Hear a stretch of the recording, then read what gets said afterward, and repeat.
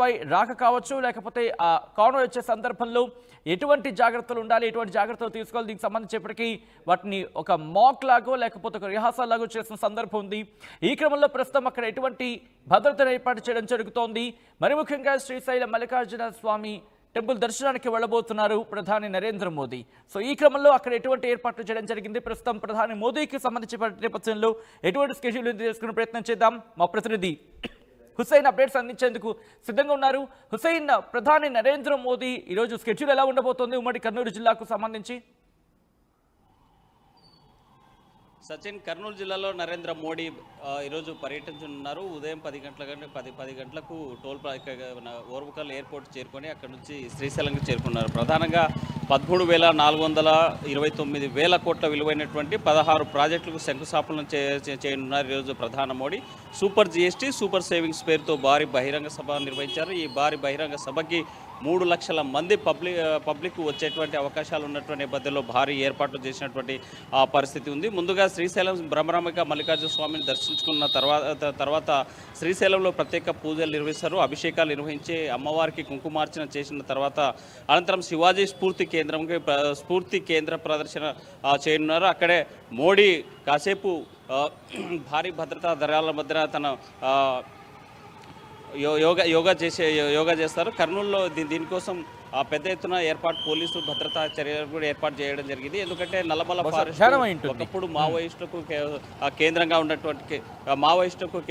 ఉన్నటువంటి ప్రాంతము. అందుకు ఈ నేపథ్యంలో 200 మంది పోలీసులు మోహరించారు. 200 పోలీసులు, భారీ భద్రతా దళాలు, తర్వాత సెంట్రల్ ఫోర్సు ఏర్పాటు చేయడం జరిగింది. దీంతో పాటు మనకి సున్నిపేట చేరుకున్న తర్వాత శ్రీశైలంకి వచ్చేటువంటి మార్గం మధ్యలో రోడ్ షో నిర్వహించనున్నారు. ఆ నేపథ్యంలోనే బందోబస్తు నిర్వహించడం జరిగింది. మరోవైపు శ్రీశైలంలో ఉదయం 7:20 ఢిల్లీ ఎయిర్పోర్ట్ నుంచి కర్నూలు ఎయిర్పోర్టుకు బయలుదేరుతారు ప్రధాని మోడీ. 9:50 కర్నూలు ఎయిర్పోర్టుకు చేరుకున్న ప్రధాని 9:55 కర్నూలు ఎయిర్పోర్ట్ నుంచి తిరిగి సున్నిపేట హెలికాప్టర్కు చేరుకుంటారు. 10:55 సున్నిపేట చేరుకున్న తర్వాత అక్కడి నుంచి రోడ్డు మార్గాన బ్రహ్మరాంబిక గెస్ట్ హౌస్కు చేరుకుంటారు. 11:15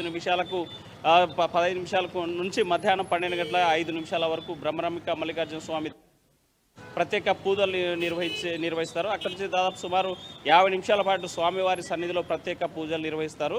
12:10 శివాజీ స్ఫూర్తి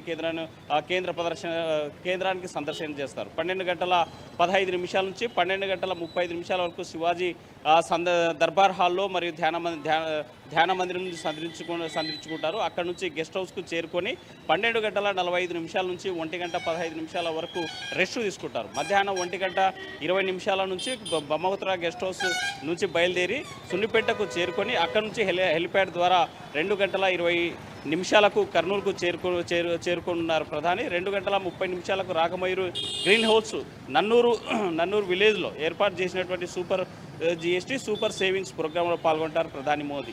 1:35 పాటు సభా ప్రాంగణంలో పలు ప్రాజెక్టులకు సంబంధించి సుమారుగా 16 ప్రాజెక్టులకు శంకుస్థాపన చేయనున్నారు. దీని విలువ 13,429 కోట్లకు సంబంధించినటువంటి దీనిపైన ప్రధానంగా మోడీ ఈరోజు శంకుస్థాపన చేయనున్నారు.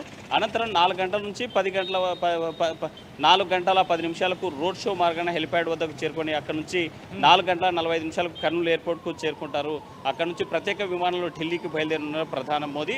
అయితే దీంట్లో ప్రధానంగా మనం చూసినట్లయితే ప్రధాని సభలో 5గురికి మాత్రమే మాట్లాడే అవకాశం ఉంది. సభలో ప్రధానమంత్రి నరేంద్ర మోదీ, ముఖ్యమంత్రి చంద్రబాబు, ఉప ముఖ్యమంత్రి పవన్ కళ్యాణ్, మంత్రి లోకేష్ మాట్లాడతారు. మంత్రి టీజీ స్వాగతోపన్యాసం చేస్తారు. అయితే ఈ ప్రధాని మోడీ సభకు సంబంధించినటువంటి ఏర్పాట్లలో పెద్ద సంఖ్యలో నన్నూరు టోల్ ప్లాజా వద్ద ఏర్పాటు చేసినటువంటి భారీ బహిరంగ సభ 400 ఎకరాల్లో ఏర్పాటు చేశారు. 13 పార్కింగ్ ప్లేసులు ఏర్పాటు చేసినటువంటి పరిస్థితి ఉంది. దీంతో పాటు 7 మార్గాల ద్వారా సభా ప్రాంగణానికి చేరుకోవడానికి ప్రత్యేకమైనటువంటి ఏర్పాట్లు చేశారు.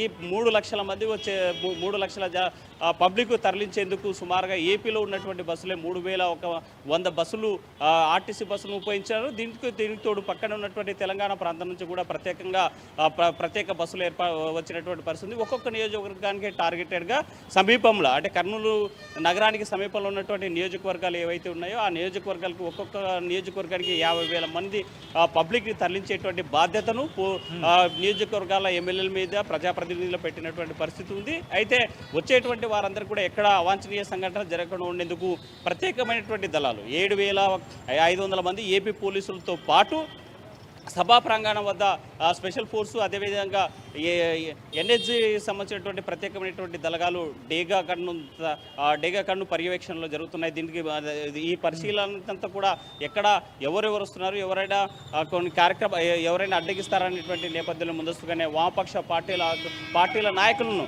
అర్ధరాత్రే అరెస్ట్ చేసినటువంటి పరిస్థితి ఉంది. మరోవైపు సుగాలి ప్రీతి అంశాన్ని ఎలాగైనా సరే నాకు ప్రధాని మోడీ నరేంద్ర మోడీకి అవకాశం కల్పించండి, నాకు న్యాయం జరగలేదు, నేను 8 ఏళ్ళ నుంచి పోరాటం చేస్తున్నారు, నిందితులకు శిక్ష పడలేదనేసి ప్రీతిపై తల్లి పోరాటం చేస్తున్నటువంటి నేపథ్యంలో కూడా గృహ నిర్బంధం చేసినటువంటి పరిస్థితి ఉంది.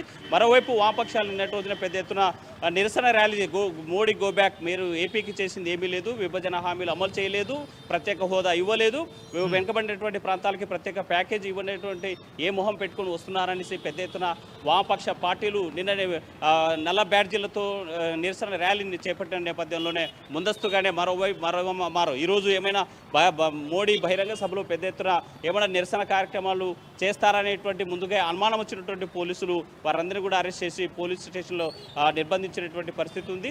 సో మొత్తంగా మోడీ రాకతో ఉమ్మడి కర్నూలు జిల్లాలో ఒక పండుగ వాతావరణం కనిపిస్తున్న నేపథ్యంలో మరో పాఠశాలకు కూడా 2 రోజులు సెలవులు ఇవ్వడం జరిగింది. నిన్నటి రోజున ఇవాళ విద్యార్థులకి సెలవులు ప్రకటించారు. ఎక్కడ ఏ ఒక్కరు కూడా అంటే ప్రతి ఒక్కరు రాష్ట్రం ఈ ఉమ్మడి కర్నూలు జిల్లాలో ప్రతి ఒక్క